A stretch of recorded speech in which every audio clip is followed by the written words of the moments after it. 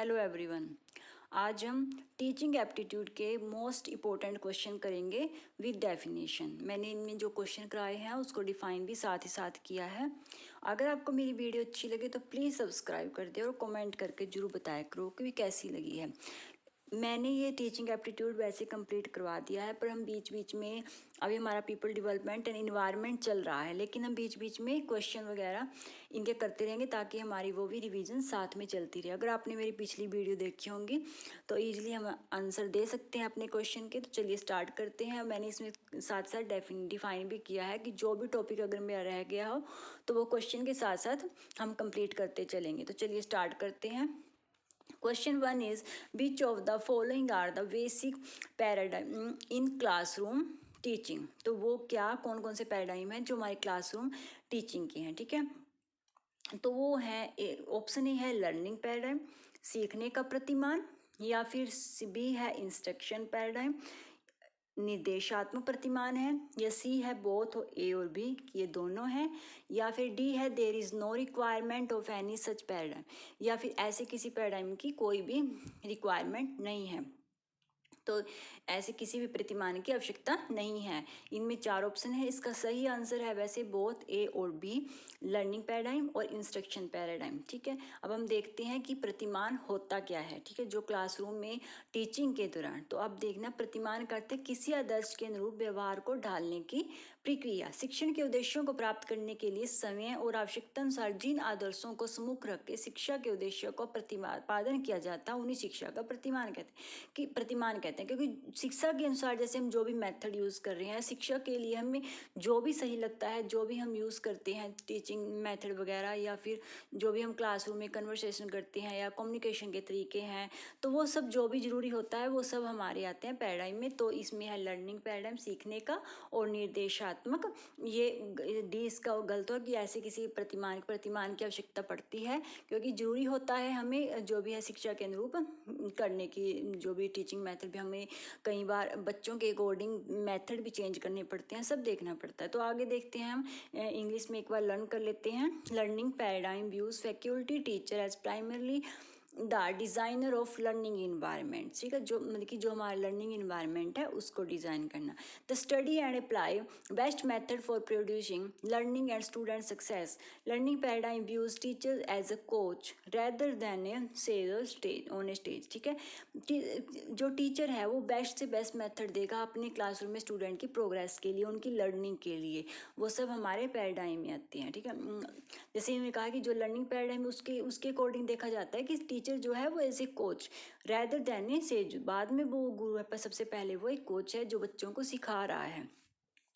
The paradigm focus on developing developing the whole child, not just developing them in academy. This include developing them socially, emotionally, so that they learn to develop the soft skills needed for success in the future। वही है कि जो paradigm का ये उद्देश्य होता है कि सिर्फ हमें कोई एक भी स्टूडेंट की कोई एक डेवलपमेंट नहीं करनी है कि सिर्फ उसको एकेडमिक डेवलपमेंट, उसका हर तरीके से होल उसका जो डेवलपमेंट चाहते हैं चाइल्ड का वो होना चाहिए, complete development. Second question is which one of the following is not include in the process of teaching. अब टीचिंग में जो इंक्लूड नहीं है, अब हमें इसमें देखना है कि सबसे पहले तो आप क्वेश्चन समझो भी टीचिंग है, टीचिंग कौन कराता है, टीचर। तो टीचर के उद्देश्य से हमें देखना है कि टीचर के लिए कौन कौन सी इसमें प्रोसेस इंक्लूड नहीं है। सबसे पहले है ए इंस्ट्रक्शन, बी स्टेपुलेशन शर्त, कोई भी इंस्ट्रक्शन को कहते हैं अनुदेश, सी है ट्रेनिंग प्रशिक्षण, या डी चेंज इन वैल्यूज मूल्यों में परिवर्तन। तो option A is the right answer instruction. ठीक है, अनुदेश किस समय की बात हो रही है, टीचर के बारे में। ठीक है, अब देखते हैं हम इसको थोड़ा क्यों इसका ये आंसर आया है। देखो, a prospective teacher has to confirm to the stipulation of the government body such as NCT, UGC, NCERT under training in all aspect skills of teaching and experience change in values to ensure optimal instruction of outcome while teaching. ठीक है, तो ये क्या है कि जो भी हम देखो सर अनुदेश होता है कि इंस्ट्रक्शन देना किसी को। ठीक है, पर जो स्टेपुलेशन है, प्रशिक्षण है, मूल्यों में परिवर्तन है, ये है एक टीचर की जो बनने में मेरा सहायक हैं, क्योंकि जो भी अब जो सरकार के रूल्स हैं जैसे ये हैं कि हाँ यूजीसी क्लियर करना है, या फिर अगर हमें कहीं गवर्नमेंट जॉब करनी है तो जो जो उसकी रिक्वायरमेंट हैं, जो भी उनकी शर्तें हैं, जो उनकी ट्रेनिंग होगी या कुछ भी उनके जो चेंजेस हो, वो सब हमें मानना पड़ता है, ठीक है। Instruction is the transfer of learning from one person to another and is undertaken by the teacher in the classroom. जो इंस्ट्रक्शन होता है वो क्या होता है, वो होता है कि हम जो लर्निंग को ट्रांसफ़र करते हैं एक दूसरे में, ठीक है, वो होती है। पर इन्होंने पूछा है प्रोसेस ऑफ टीचिंग, टीचिंग की प्रोसेस में क्या इंक्लूड नहीं है, तो वो अन्वेषण है, ये होता है जब हम पढ़ा रहे हैं, हम लर्निंग के दौरान एक दूसरे को नॉलेज दे रहे हैं, कुछ बता रहे हैं। Third question is the main objective of teaching at higher education level. जो हायर एजुकेशन दिसंबर 2006 में आया था क्वेश्चन, जो हायर एजुकेशन लेवल है टीचिंग का, उसमें क्या क्या ऑब्जेक्टिव जरूरी है। Option A is to prepare student to pass examination, बच्चों को सिर्फ एग्जामिनेशन के लिए हमें प्रिपेयर करना है, परीक्षा उत्तीर्ण करने के लिए, छात्रों को तैयार करने के लिए, या to develop the capacity to take decision, या उनको एक डिसीजन करने के लिए तैयार करना है, टू गिव न्यू इन्फॉर्मेशन देनी है, नई जानकारी देना, या to motivate student to ask question during lecture, या प्रेरणा देना व्याख्यान, जो भी बच्चे को जब लेक्चर दे रहा है टीचर या स्टूडेंट पढ़ा रहा है उसके दौरान उसके लिए मोटिवेट करना कि वो क्वेश्चन पूछे लेक्चर के दौरान। तो इनमें से आंसर जो सही है वो है option B, to develop the capacity to take decision. देखो ऑप्शन जो हम अगर देखें तो टीचिंग में होता बहुत कुछ है, पर हमें ऑप्शन के अकॉर्डिंग चलना होता है कि ऑप्शन के अकॉर्डिंग क्या है। अब हमें इसमें ऑप्शन के अकॉर्डिंग देखना। देखो ऑप्शन ए था कि सिर्फ ये तो नहीं हो सकता कि हम सिर्फ बच्चों को पास कराने के लिए ही स्टडी करा रहे हैं। सेकंड होता है कि कैपेसिटी उसमें डिवेल्प करना कैपेसिटी डिसीजन, ये जरूरी क्यों होता है, क्योंकि अगर एक बच्चे स्टडी कर ली, उसको पढ़ा लिया, सिर्फ उसको एग्ज़ाम क्लियर कर रहा है, लेकिन उसमें इतनी सक्षमता पैदा नहीं कर सके हम अपना कि वो एक डिसीजन या अपने बारे में सोच विचार कर सके, तो वो अच्छी एजुकेशन नहीं मानी जाएगी। एक नई जानकारी देना, ये तो एक कॉमन सोर्स है, हम देते ही हैं एजुकेशन और शिक्षा, जब भी बच्चों को पढ़ाते हैं तो उनको एक न्यू इन्फॉर्मेशन देना तो एक कॉमन है, वो तो देनी ही है। और एक है कि क्वेश्चन के सिर्फ हम ये तो नहीं कह सकते, कई बच्चों को तो नेचर के डिपेंड है, पर हम उनको कहते हैं कि हाँ बच्चे पूछें। पर जो इनमें सबसे आपको बेस्ट ऑप्शन है, सभी सही हैं, कोई इनमें से गलत नहीं है, पर हमें जो देखना है कि सबसे बेस्ट ऑप्शन क्या है, तो बेस्ट ऑप्शन इनमें है जो डिवेल्प करना capacity to take decision. Fourth question है, according to Swami Vivekananda teacher success depend on, 2008 में आया था कि स्वामी विवेकानंद के अनुसार कि जो एक टीचर की जो सक्सेस है वो किस चीज़ पे डिपेंड करती है। His renunciation of personal gain and service to others, कि उसको अपने लिए जो भी त्याग हो वो अपना है, पर जो सेवा करनी है वो दूसरों की है, ये हमारे विवेकानंद जी ने कहा था। और सेकंड है B his professional training and creativity, उसका प्रोफेशनल जो ट्रेनिंग और उसका रचनात्मकता होनी चाहिए। या option C is his concentration on his work and duties with the spirit of obedience to God, अपने काम के प्रति उसकी एकाग्रता होनी चाहिए और जो भी भगवान के प्रति जो उसकी आज्ञाकारिता है वो होनी चाहिए। या डी ऑप्शन है his mastery on the subject and capacity in controlling the student, उसकी सब्जेक्ट पे मास्टरी होनी चाहिए और बच्चों पर कंट्रोल करने की सक्षमता होनी चाहिए। ऑप्शन ए, इसमें आप खुद देखो कि इसमें सबसे बेस्ट कौन सा लग रहा है, वो है ऑप्शन ए। ये जो एक टीचर होता है दूसरों मतलब कि एक स्टूडेंट, उसको सब कुछ बच्चे को सोच के अपने लिए सेल्फ जो भी वो करे, पर उसको जो भी करना है वो अपने लिए नहीं करेगा, जहाँ पर उसका पर्सनल व्यू आएगा वो बच्चों को अच्छी एजुकेशन नहीं दे, उसको बच्चे के अकॉर्डिंग समझाना पड़ता है, जिस भी तरीके से वो समझें पढ़े, जो भी मेथड वो यूज़ करता है सिर्फ वो स्टूडेंट के लिए करता है, उसकी जो सेवा है वो सिर्फ बच्चों के लिए है। तो इसमें जो राइट आंसर है ऑप्शन ए। 5 क्वेश्चन है, reflective practice implies use of one's, जो रिफ्लेक्टिव प्रैक्टिस होती है उसको हम उसमें क्या यूज़ होता है, मतलब कि मेनली जो हम मानते हैं, तो वो जून 2019 में आया था। ए ऑप्शन है कोग्निशन, अनुभूति, बी है मेटाकोग्निशन, अधिसंज्ञान या मेटाकोग्निशन एंड कोग्निशन, या डी है रेनफोर्समेंट ऑफ लर्निंग। ये होता है जब हम रेनफोर्स करते हैं, जैसे किसी भी गलत काम के लिए किसी को पनिश करना और किसी को रिवार्ड देना, तो ये रेनफोर्समेंट में आता है कि बच्चे के अकॉर्डिंग देते हैं। जैसे स्कूल में अगर कोई बच्चा अच्छा काम करता है उसको रिवार्ड दिया जाता है, अगर कोई गलत या रूल्स तोड़ता है तो उसको पनिश दी जाती है, तो ये आता है रेनफोर्समेंट में। तो इसके अकॉर्डिंग जो हमारा आंसर है वो है मेटाकोग्निशन। अब इसके बारे में हम थोड़ा जान लेंगे कि आखिर ये होता क्या है, जिससे आप इजीली कंफर्म कर लोगे कि हाँ ये आंसर क्यों हुआ है। Reflective practice, option B is right answer. हम देखते हैं कोग्निटिव डेवलपमेंट क्या होता है। तो फर्स्ट ऑप्शन था हमारा कोग्निशन जो है संज्ञानात्मक विकास। तांत्रिक विज्ञान या तंत्रिका विज्ञान ये तथा मनोविज्ञान का एक अध्ययन क्षेत्र है तथा जिससे बच्चों द्वारा सूचना प्रशिक्षण, भाषा सीखने तथा मस्तिष्क के विकास के अन्य पहलुओं पर ध्यान दिया जाता है। जिससे मतलब कि अब जो बच्चा सीखता है कोग्निशन में होता है, जो उसको सक्षमता होती है वो मस्तिष्क के विकास पर ध्यान की किस तरीके से वो सीखेगा या उस पर ध्यान दिया जाता है। मेटा संज्ञान से, और जो मेटाकोग्निशन है ये जो इसका राइट आंसर है वो इसका क्यों है, देखो मेटाकोग्निशन या मेटा संज्ञान के बारे में ज्ञान, सोच के बारे में सोच, अधिक सटीक रूप से कहा जाए कि किसी समझ और प्रदर्शन की योजना, निगरानी और आंकलन करने के लिए उपयोग की जाने वाली क्रियाएं हैं। जिसमें ये इससे क्यों है, इसमें सिर्फ हम एक विकास और उसके भाषाओं पर ध्यान देते हैं, पर इन्होंने क्वेश्चन पूछा था रिफ्लेक्टिव कि रिफ्लेक्ट क्या कि लर्निंग के बारे में। तो अगर इसमें क्या होता है, किसी समझ या प्रदर्शन की योजना को निगरानी और आंकलन करने के लिए उपयोग की जाने वाली क्रिया को संदर्भित किया जाता है। और अब ये है हमारा रेनफोर्समेंट, श्रेणीकरण भी कहते हैं उसको, रेनफोर्समेंट भी कहते हैं। श्रेणीकरण सीखने में डेवलपमेंट वंचित व्यवहारों को पुरस्कृत करने और नकारात्मक व्यवहारों को दंडित करने का एक तरीका है। तो ये हमारे रिफ्लेक्टिव में तो आ नहीं सकता ना, कि ये तो सिर्फ इसलिए है, ये होता है जब हम किसी को पुरस्कार दे रहे हैं और उसको पनिश कर रहे हैं उसके नेगेटिव काम के लिए या पॉजिटिविटी। यह विधि एजेंट को प्रोत्साहित करने के लिए वंचित कार्यों को सकारात्मक मान और वंचित व्यवहारों को नकारात्मक मान प्रदान करते हैं। अब है six question is a teacher gives lot of positive and negative example. एक टीचर देता है जो पॉजिटिव एग्जाम्पल भी देता है और नेगेटिव एग्जाम्पल भी देता है। तो वो ही sir presentation in the classroom this will be related in which level of, अब हम लेवल ऑफ टीचिंग इसके बारे में आगे देखें कौन कौन से होते हैं, पर हम इसमें बताना है हमें, ये क्वेश्चन आया था जून 2019 में। तो इसमें बताना कि जब नेगेटिव और पॉजिटिव एग्जाम्पल टीचर देता है तो वो कौन सा केक फॉलो कर रहा है लेवल का, किस लेवल के अकॉर्डिंग दे रहा है। फर्स्ट ऑप्शन है ऑटोनॉमस डेवलपमेंट लेवल, ये तो हो गया हमारा स्वायत्त विकास।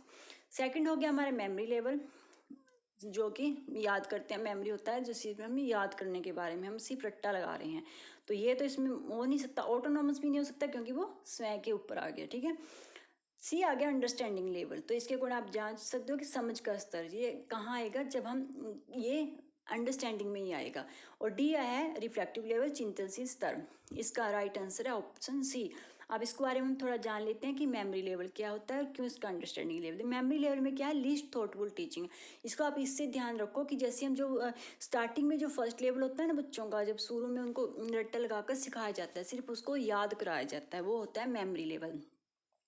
ये किसने दिया था ये याद रखना, वैसे हमारे पिछले जो वीडियो उनमें सब क्लियर है ये, पर एक बार हम माइंड में ये रीड कर लेंगे तो ध्यान पर याद हो जाएगा। जैसे हार्वर्ड ने दिया था memory level is a main proponent of memory level of teaching, this is the first level of teaching developing the thinking ability of the student. याद रखना फर्स्ट लेवल होता है हमारी टीचिंग का, और हार्वर्ड ने दिया था। सेकेंड लेवल है हमारा अंडरस्टैंडिंग लेवल, जो कि थॉटफुल टीचिंग, जिसको हम सोच समझ कर याद करते हैं, उनमें मीनिंग भी समझते हैं, अच्छी तरह उसको याद करते हैं।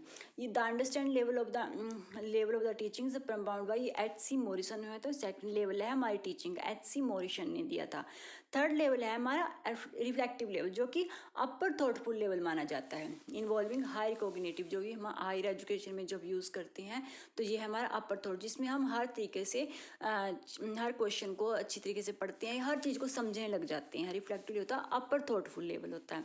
The reflective level of teaching प्रोपाउंड इसका कौन है, वो है Hunt, highest level of teaching. याद रखना मॉरिसन ने दिया था अंडरस्टैंडिंग लेवल, हार्वर्ड ने दिया था मेमोरी लेवल, और जो रिफ्लेक्टिव लेवल दिया था वो दिया गया था हंट द्वारा।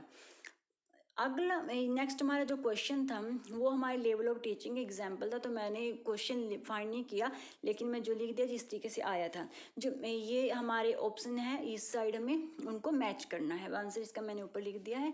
पर एक बार खुद पहले कोशिश करते हैं। देखो मेमोरी लेवल, अभी इसके बारे में क्वेश्चन आया हुआ है, कौन से ईयर का, मैंने ईयर मेंशन करना भूल गई हूँ। ये क्वेश्चन अगर आप पीछे, अभी मैंने आपको अंडरस्टैंडिंग लेवल मेमोरी लेवल आपको क्लियर कराया, तो इसके अकॉर्डिंग आप एकदम से क्वेश्चन को आंसर समझ लेना चाहिए। Memory level, understanding level, analyse level या क्रिएटिव लेवल, मैं इसके ऑप्शन देखते हैं। Identify example of a given concept, generating new ideas, recording information, isolation information into, ठीक है, इसोलेटिंग तो इनटू पार्ट्स। अब देखो ऑप्शन ए का क्या है, थर्ड, मेमोरी लेवल। क्यों है रिकॉलिंग इन्फॉर्मेशन, किसकी, अभी कहा मैंने जो फर्स्ट लेवल होता है, जब हम बार बार किसी को दोहराव करते हैं, बार बार उसको पढ़ाते हैं, एक हम जो उसको रटवा रहे हैं, कहने क्रैम करवा रहे हैं, तो वो क्रैम का जो लेवल होता है वो हमारा मेमोरी लेवल में आता है। तो ऑप्शन ए का है third. Understanding level B is one. कब, जब अभी बताया, जब हम सोचने समझने लग जाते हैं किसी भी चीज़, identify example of a given concept, ठीक है, कॉन्सेप्ट को समझते हैं हम। Third C option is analyse level. Analyse में क्या है, ऑप्शन थर्ड, ऑप्शन सी का है हमारा fourth option, isolating information into parts, ठीक है, एनालाइज करते हैं जब उनको पार्ट्स में हम समझने लग जाते हैं। क्रिएटिव लेवल क्या होगा, जैसे आप क्रिएटिव से ही पैसे तो समझ जाना चाहिए, क्रिएटिविटी होती है जनरेटिंग न्यू आइडियाज़, जब हम अपने माइंड में हमारे नए नए आइडियाज़ आते हैं, हम कुछ ना कुछ क्रिएटिविटी करते हैं। तो ये थे इसके आंसर। जैसे अब देख लेते हैं हम, जैसे ये एनालाइज लेवल, क्रिएटिव लेवल कहाँ से उठ के आए, तो हम इसमें हमारे ये ब्लूम की टैक्सोनॉमी में से हैं। तो 3 लेवल हमने आपको बता दिए हैं पीछे, जो टीचिंग लेवल थे 2 लेवल उसमें से आए हैं, और ये एनालाइज और क्रिएटिव लेवल जो ब्लूम की टैक्सोनॉमी है। ब्लूम की टैक्सोनॉमी काफ़ी इंपॉर्टेंट है हमारे जो एग्ज़ाम के पॉइंट ऑफ व्यू से। इसमें ब्लूम ने क्या दिया था टैक्सोनॉमी, देखो इसकी, रिमेंबर, फिर अंडरस्टैंड, फिर अप्लाई, फिर एनालाइज, फिर एवेल्यूएट, फिर क्रिएट, इस तरीके से है ये। रिमेंबर में क्या है, वही है जो हमारे जैसे अलग अलग, जैसे ये है कि रिमेंबर में क्या है, याद करना किस चीज़ को, आप कह सकते हो रिपीट, डुप्लीकेट लगाते हैं जब, बस वही है। रिटेन है रिकॉलिंग इन्फॉर्मेशन का। अंडरस्टैंड में क्या है, वही ग्रेस्प करना, मीनिंग ऑफ सम, किस चीज़ को कैच करने की पावर, जो ग्रेस्प की पावर होती है हमारी वो बढ़ जाती है, हम किस चीज़ को समझने लग जाते हैं। अप्लाई क्या होता है, use एग्जैक्टिंग knowledge in new context, तो हम वो क्या है, अपनी जो नॉलेज है हम उसको यूज़ करने लग जाते हैं, ठीक है, अप्लाई करने लग जाते हैं। एनालाइज क्या है, एक्सप्लोर करते हैं रिलेशनशिप, कोज एंड कनेक्शंस, हम आपस में उनका एक एक्सप्लोर करने लग जाते हैं। एवेल्यूट, अब जब किस चीज़ को हम एवेल्यूएशन करने लगते हैं। Make judgement based on sound analyse, ठीक है। और क्रिएट हो गया जब हम कोई चीज़ क्रिएट कर रहे हैं। Use existing information to make something new, ये ध्यान रखना, ब्लूम की टैक्सोनॉमी थी, उसमें सबसे पहले रिमेंबर बोला था, फिर अंडरस्टैंड, अप्लाई, फिर एनालाइज, एवेल्यूएट, क्रिएट सबसे ऊपर है, ठीक है। इस तरीके से ये बना हुआ है। ये हिंदी में है, वही चीज़ है सेम, ज्ञान, समझबूझ, अनुप्रयोग, विश्लेषण, संश्लेषण और फिर मूल्यांकन, तो इस तरीके से है। वही है, ज्ञान है आंकड़े, जानकारी याद करना, और समझबूझ में हो गया जैसे निर्देशों का अर्थ समझना, अनुप्रयोग एक बार इसको लर्न कर लेना, वही चीज़ है सेम। विश्लेषण है जैसे कोई चीज़ को विश्लेषण करते हैं हम, निष्कर्षों के बीच में अंतर कर सकता है। संश्लेषण हो गया विविध तत्वों के ढांचा पैटर्न में एक नए अर्थ और ढांचे को जोड़ देकर हिस्सों में जोड़कर संपूर्ण मूल्यांकन हो गया, विचारों सामग्रियों पर मूल्य का निर्णय करना। 8th हमारा क्वेश्चन है कौन ऑफ एक्सपीरियंस। अब इसके बारे में जानते हैं कि किसने दिया था और किस तरीके का है। कौन ऑफ एक्सपीरियंस, अनुभव का कोणम, रिलेटेड ऑफ टीचिंग लर्निंग वो सजेस्टेड बाय, किसने दिया था ये कौन ऑफ एक्सपीरियंस, जून 2019 में आया था ये। इसके जॉन ड्यूवी, किलपैट्रिक और फ्रेवल, एडगर डेल जो ये है, इसके ऑप्शन है एडगर डेल ने ये दिया था, option D is the right answer. ध्यान रखना, कौन ऑफ एक्सपीरियंस कहीं पूछा जाता है, कहीं बार एडगर डेल द्वारा दिया गया था। अब ये है क्या, ये इस तरीके से है, मैंने हिंदी और इंग्लिश दोनों में दे रखा है, देखो ये इस तरीके से बना हुआ है जो एडगर डेल द्वारा दिया गया था। तो ये इस तरीके से, जैसे सबसे नीचे हमारा जो है जैसे डायरेक्ट प्रपोजल फॉर एक्सपीरियंस, फिर क्या है contribute experience, dramatise experience, demonstration, field trips, फिर exhibit, motion pictures, audio recording, photos, picture, visual symbols, text, verbal, इस तरीके से ऊपर नीचे से ये लो लेवल है सबसे, और ध्यान रखना ये हाई लेवल है, हाई लेवल पे ध्यान रखना टेक्स्ट वर्बल सैम्बल्स हैं, और नीचे जो लो लेवल पे हैं वो डायरेक्ट पर्पसफुल एक्सपीरियंसेस, ये मोटर स्किल्स, एटीट्यूड आते हैं, फिर इसमें एक कोग्निटिव स्किल्स होगी, फिर आगे इन्फॉर्मेशन आएगी। इस तरीके से एडगर डेल ने दिया था। ये हमारा वही अनुभवों का जो त्रिकोण दिया था, मतलब एक्सपीरियंस के बारे में बताया था इन्होंने। ये टीचिंग का नहीं है, एक्सपीरियंस किस तरीके से इंसान एक्सपीरियंस करता है, किस तरीके से उसका लेवल बढ़ता जाता है। ये है हिंदी में वास्तविक प्रत्यक्ष अनुभव, फिर आयोजित बनावटी अनुभव, अभिनय करना, प्रदर्शन, क्षेत्र भ्रमण, प्रदर्शन सामग्री, फिर चलचित्र, विषाण चित्र, रेडियो प्रसारण, दृश्यात्मक संकेत, मौखिक संकेत या बातचीत संकेत, ठीक है। इस तरीके से एक इंसान एक्सपीरियंस करके सीखता रहता है। और आगे है हमारा question 9, the most appropriate meaning of learning is, जो सबसे एप्रोप्रिएट मीनिंग है इसमें लर्निंग का, वही हमें ऑप्शन के अकॉर्डिंग देखना है कि इसमें से बेस्ट ऑप्शन कौन सा है हमारे लर्निंग के जो एप्रोप्रिएट माना जाएगा। दिसंबर 2013 में क्वेश्चन आया था। ए है एक्वेशन ऑफ स्किल्स है लर्निंग, कौशल का अधिग्रहण करना, एक्वेशन करना, अभी मॉडिफिकेशन करना सिर्फ बिहेवियर में, व्यवहार में संशोधन, पर्सनल एडजस्टमेंट है, या इनकुलकेशन ऑफ नॉलेज है, ज्ञान का ग्रहण करना। तो ऑप्शन बी इसका राइट आंसर है मॉडिफिकेशन ऑफ बिहेवियर।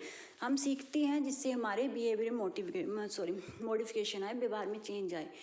व्यवहार में चेंज आना ही एक लर्निंग माना जाता है कि उस व्यवहार को हम अच्छी तरह ढाल सकें, अच्छी तरीके से अपने व्यवहार को, अपने जो बिहेवियर हैं उनको सही कर सकें, मॉडिफिकेशन ऑफ बिहेवियर।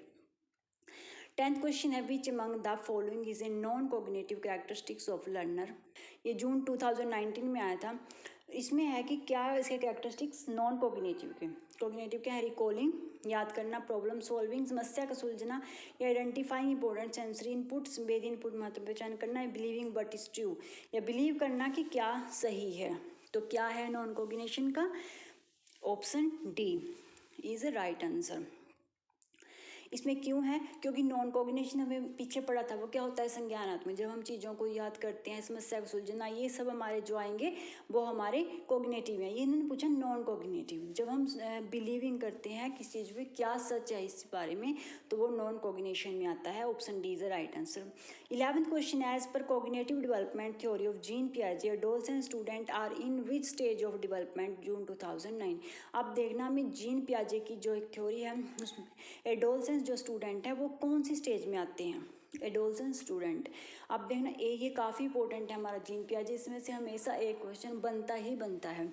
तो इसकी देखना है सेंसरी मोटर स्टेज संवेदात्मक या इंद्रिय व्यवस्था अवस्था, या 20 कॉन्क्रीट ऑपरेशनल स्टेज मूर्त संक्रियात्मक अवस्था, या ऑपरेशनल स्टेज संक्रियात्मक अवस्था, या डी फॉर्मल ऑपरेशन स्टेज मूर्त औपचारिक संक्रियात्मक अवस्था। Option D is the right answer, formal operation stage. इसके बारे में आपको आगे बताती हूँ कि कैसे आप नहीं समझो क्या किस तरीके से इसका आंसर है। एडोलसेंस जो पीरियड है कि इस तरीके से हमारा जो दिया था पियाजे का, ये कोग्निटिव डेवलपमेंट का है।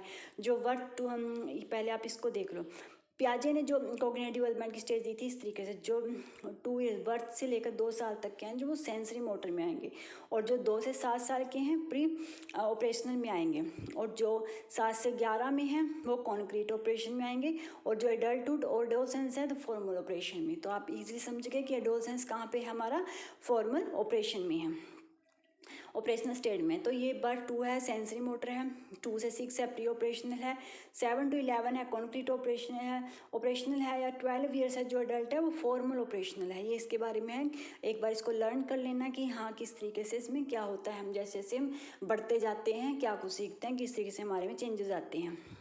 बस आपको ये ध्यान रखना है कि कौन सी स्टेज में किस ईयर तक के बच्चे आते हैं। ये है मैंने हिंदी में लिखा है। जीन पियाजे के अनुसार जो बौद्धिक जो अवस्थाएं हैं वो है, देखो ये एक याद करने की तरीके है, सब ने पूरी की मूर्ति आपकी, सब पूरी मूर्ति आपकी। तो इस तरीके से आपके ईजी ध्यान में रहेगा कि सबसे पहले संवेदी प्रेरक आएगा जो 0 से 2 है, फिर पूर्व संक्रियात्मक अवस्था आएगा 2 से 7 है, मूर्त संक्रियात्मक अवस्था है 7 से 11 है, औपचारिक संक्रियात्मक अवस्था है 11 से 15 है, या अडल्टहुड है जो भी है तो वो है। तो इससे आप कोई भी ट्रिक बनाकर उसको ध्यान में रख सकते हैं, बस आपको ध्यान रखना है कि कौन सी एज तक का कौन सी अवस्था में आता है। एक बार इनको मैं आपको बता देती हूँ कि जो संवेदी, क्योंकि काफ़ी इंपॉर्टेंट है हमारे जो एग्जाम के पॉइंट ऑफ व्यू से, संवेदी पेशीय अवस्था सेंसरी मोटर स्टेज जन्म के 2 वर्ष अवस्था में इस बालक केवल अपनी संवेदनाओं और शारीरिक क्रियाओं की सहायता से ज्ञान अर्जित करता है। बच्चा जब जन्म लेता है तो उसके भीतर सहज क्रियाएं होती हैं, क्योंकि जब बच्चा जन्म लेता है उसको कोई सिखाता थोड़ी है, वो अपने आप ही ज्ञान अर्जित करता रहता है, देखता रहता है, इधर जो भी सीखता है वो अपने आप ही सीखता है। क्वेश्चन 2 है पूर्व संक्रियात्मक अवस्था प्री ऑपरेशनल स्टेज, इस अवस्था में बालक सब केंद्रित और स्वार्थी ना होकर दूसरों के संपर्क में ज्ञान अर्जित करता है। वह खेल, अनुकरण, चित्र निर्माण, भाषा के माध्यम से वस्तुओं के संबंध में अपनी जानकारी अत्यधिक बढ़ाता है, धीरे धीरे प्रतीकों का ग्रहण करता है। इस समय बच्चा पर्सनल नहीं होता, वो उसको कुछ अपने लिए नहीं होता, वो एक कहते हैं स्वार्थी नहीं होता, वो तो सिर्फ सीखता है, देखता है, वो उससे सीख जाता है, अपनी जानकारी को बढ़ाता रहता है, देखता है परिवार के लोग कैसे बोल रहे हैं, कैसे बात कर रहे हैं। वही तो कहते हैं ना, जैसे इन्वायरमेंट का बच्चे पर काफ़ी इम्पैक्ट पड़ता है इस ईयर में। जैसा इन्वायरमेंट होता है हमारे परिवार का, वही हमारा बच्चा बन जाता है। मूर्त संक्रियात्मक अवस्था कॉन्क्रीट ऑपरेशनल स्टेज है 7 से 12 साल। बस इस अवस्था में बालक विद्यालय जाता है, ठीक है। इस वस्तुओं और घटनाओं के बीच समानता भिन्नता समझने के लिए सक्षम तो इस अवस्था में बालकों की संख्या, बोध, वर्गीकरण, कर्मानुसार व्यवस्था, किसी भी वस्तु व्यक्ति के पारस्परिक संबंध का ज्ञान हो जाता है। वह तर्क कर सकता है, अपने चारों और पर्यावरण के साथ अनुकूल करने में उनके नियम भी सीख लेते हैं। इस अवस्था में क्या बच्चा स्कूल में जाता है, वो अच्छी तरह सारे समाज के बारे में जान लेता है, ये किस तरीके से क्या हमें सीखना है, क्या हो रहा है, सब कुछ इसमें अवस्था में जान लेता है 7 से 12 साल। फिर आती है हमारी 4th स्टेज, औपचारिक अमूर्त संक्रियात्मक अवस्था फॉर्मल ऑपरेशनल स्टेज, जो कि 12 वर्ष के बाद होती है, ठीक है। कहीं पर 12-15 भी आता है, एडल्टहुड तक यही मानी जाती है अवस्था जो 4th स्टेज है। इसमें क्या होता है, तार्किक चिंतन की क्षमता बढ़ती है, समस्या समाधान का सक्षमता का विकास होता है, वास्तविक अवास्तविक में अंतर समझने की सक्षमता का विकास है, वास्तविक अनुभवों में काल्पनिक परिस्थितियों में ढालने की सक्षमता का विकास है, परिकल्पना विकसित करने की सक्षमता का विकास है, विसंगतियों के संबंध में विचार करने की सक्षमता का। जीन पियाजे ने इस अवस्था को अंतर्ज्ञान कहा है, ये ध्यान रखना। कई बार क्वेश्चन में पूछा जाता है कि इस अवस्था को जीन पियाजे ने अंतर्ज्ञान कहा है, तो वो कहा है फॉर्मल ऑपरेशन स्टेज। तो ये अगर इसमें क्या होता है, इसमें संपूर्ण विकास व्यक्ति का हो जाता है, वो जैसे हर तरीके की उसमें डेवलपमेंट हो चुकी होती है। क्वेश्चन 12 है, match correctly the items of column 1 और बी कॉलम 2 से मैच करना है। डायलैक्सिया, डायस्ग्राफिया, डायस्कैल्कुलिया, ADHD।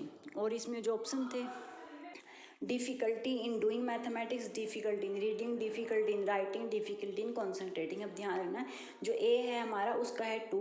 जो डायलैक्सिया होती है वो रीडिंग में प्रॉब्लम होती है, जो बच्चों को पढ़ने में वो प्रॉब्लम होती है। डायस्ग्राफिया होती है, ग्राफिक से ध्यान रखना, जो भी हमारा जो थर्ड है, जो भी राइटिंग में प्रॉब्लम होती है वो डायस्ग्राफिया में आती है। डायस्कैल्कुलिया से याद रखना, कैलकुलेशन, जो भी मैथ से प्रॉब्लम जो भी होगी वो हमारी आएगी डायस्कैल्कुलिया में। ADHD होती है, डिफिकल्टी इन कॉन्सेंट्रेट, जब बच्चा कॉन्सेंट्रेट नहीं कर पाता। कई बार हम देखते हैं ना कि बच्चे पढ़ने में वीक है, वो ध्यान ही नहीं लगा पाता, कॉन्सेंट्रेट में कमी है, तो वो प्रॉब्लम होती है ADHD। इसके बारे में थोड़ा मैंने लिख दिया है। डायलैक्सिया जो कि होती है पढ़ने में प्रॉब्लम, किसी चीज़ को, जो कई बार बच्चे पढ़ते हैं ना, उनको शब्दों को जोड़ नहीं पाते हैं, उनको कठिनाई होती है थोड़ी पढ़ने में, तो वो डायलैक्सिया के अंदर आते हैं। अपठन डायलैक्सिया एक अधिगम विकलांगता है जिसका प्रकटीकरण मुख्य रूप से वाणी या लिखित भाषा के दृश्यांकन में कठिनाई के रूप में होता है। यह समस्या विशेष तौर मनुष्य निर्मित लेखन प्रणालियों को पढ़ने में होती है। जो हम जैसे हम ये पढ़ रहे हैं, कई बार कुछ वर्ड को कोई बच्चे काफ़ी अटकते हैं, उनको जोड़ नहीं पाते, तो वो प्रॉब्लम होती है डायलैक्सिया। डायस्ग्राफिया होती है किसी भी स्तर में लिखने की सक्षमता, जब राइटिंग है तो ग्राफ करना क्या होता है, कुछ भी हम बनाते हैं तो उसका ध्यान रखना कि राइटिंग की जो प्रॉब्लम होती है वो आती है डायस्ग्राफिया, जिसमें अक्षर निर्माण, स्वाच्य अक्षर, लिखित वर्तनी, ठीक मोड, समन्वय, लेखन की दर, व्याकरण की संरचना के साथ साथ समस्या समान शामिल होते हैं। कई बार हम देखते हैं ना कि बच्चे लिखते हैं उसमें काफ़ी मिस्टेक करते हैं, कई बच्चे करते नहीं हैं, तो वो होती है उनकी प्रॉब्लम होती है डायस्ग्राफिया। डायस्कैल्कुलिया जो भी है, कैलकुलेशन में जो भी प्रॉब्लम होगी, मैथ में जो प्रॉब्लम होगी, वो दिमाग में कहीं हिस्से में जानकारी संतुलन धीमा हो जाता है, जिससे बच्चा कैलकुलेट नहीं कर पाता। कई बच्चे होते हैं ना एकदम से माइंड में ही जोड़ लेते हैं, या जैसे हम टेबल याद कराते हैं बच्चों को, कहीं जल्दी याद कर लेते हैं, कहीं उनको प्रॉब्लम आती है, तो वो प्रॉब्लम आती है डायस्कैल्कुलिया के अंदर। तो इस बीमारी बच्चा अंकों को जोड़ने के दौरान लगातार भटकता जाता है, मतलब वो जोड़ नहीं पाता। अब आ गया हमारा ADHD, पहले तो इसकी फुल फॉर्म ध्यान रखनी है, attention deficit hyper activity disorder होती है इसकी full form ADHD, attention deficiency hyper activity disorder, ध्यान की कमी, अत्यधिक सक्रियता की बीमारी ADHD कहा जाता है। ADHD की समस्या ऐसे परिवार में अधिक बिगड़ सकती है जहाँ घर में तनाव का वातावरण रहता है, जहाँ बच्चों की पढ़ाई पर ज़्यादा जोर दिया जाता है, वहाँ बच्चों में कॉन्सेंट्रेट की कमी हो जाती है, बच्चे ज़्यादा बर्डन लेने लग जाते हैं, तो वहाँ पर ये प्रॉब्लम आती है।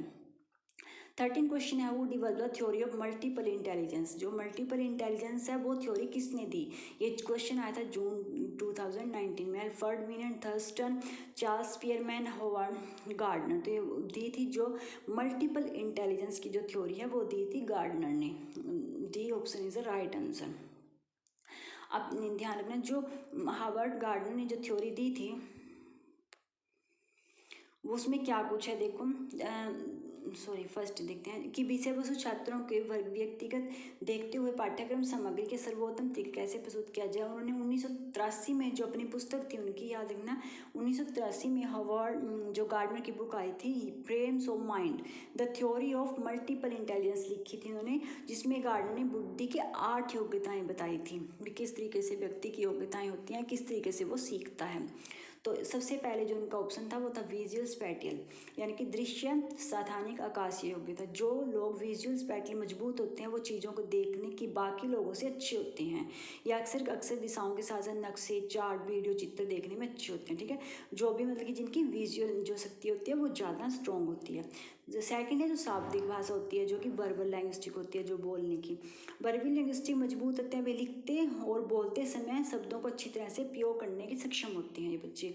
ये लोग कहानियों को लिखने में भी अच्छे होते हैं। थर्ड है हमारा तार्किक योग्यता, जो भी लॉजिकली मैथमेटिकल में अच्छे होते हैं लोग।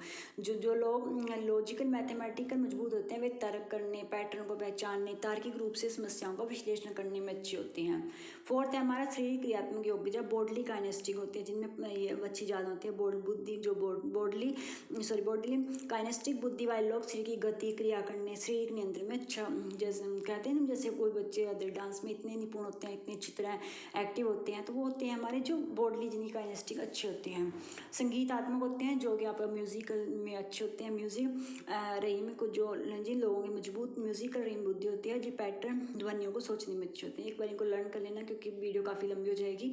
सिक्स्थ है हमारा अंतर्विषय पारस्परिक योग्यता, जो इंटरपर्सनल होते हैं, जिनके बातचीत करने में कुछ लोग बहुत अच्छे होते हैं ना, कहते हैं ना कि कुछ लोगों से बातें करने में बहुत ही अच्छा लगता है। सातवां हो गया अंतर्विषय के अंतरात्मिक, जो इंटरपर्सनल होते हैं, जो क्या होते हैं उनमें भावात्मक स्थिति, भावनाओं, प्रेरणाओं के अवगत होने में अच्छे होते हैं, मतलब कि वो इंटरपर्सनल होते हैं, मतलब कि एक भावनाओं में घिरे हुए व्यक्ति होते हैं। प्रकृति योग्यता होते हैं, जो नेचुरिस्टिक होते हैं। प्रकृति के गार्डनर के सिद्धांत का सबसे हलिया जोड़ है, जो कि उसकी मूल 7 बुद्धियों की तुलना में सबसे अधिक प्रतिरोध की मुलाकात की। नेचुरलिटिक होते हैं बहुत से व्यक्ति जिनको नेचुरल ज़्यादा अच्छा लगता है, नेचुरलिटिक होते हैं, प्रकृति से जुड़े हुए लोग होते हैं। जो ये हमारा मैंने इंग्लिश में लिख दिया वही चीज़ है। मल्टीपल इंटेलिजेंस जो भी है हमने जैसे जैसे किया था, जैसे विजुअल है, फिर म्यूजिकल है, ये सब इनके यही पार्ट हैं। आगे है अल्फ्रेड बीनेट ने, ध्यान रखना अल्फ्रेड, उसमें वो ऑप्शन था मैंने वो दिया। अल्फ्रेड बीनेट ने दी थी यूनिफैक्टर थ्योरी। इसका प्रतिपादन जो फ्रांस में मनोविज्ञान अल्फ्रेड बीनेट ने किया था।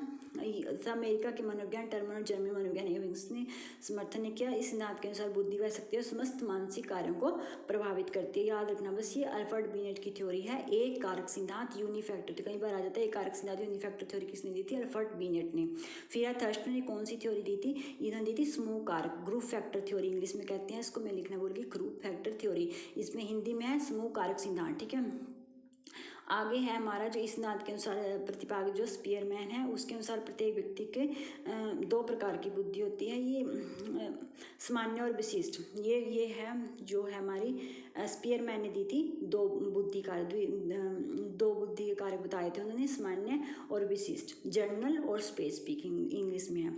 2 बुद्धि सामान्य योग्यता तत्व और विशिष्ट योग्यता तत्व होते हैं। तो ये थी आज की वीडियो। अगर आपको अच्छी लगे तो प्लीज़ सब्सक्राइब कर देना और प्लीज़ कमेंट करके बताना कि आपको इस तरीके से अगर मैं क्वेश्चन ना हो तो आपको अच्छे लगे या नहीं लगे, तो प्लीज़ लाइक कर देना। Thank you.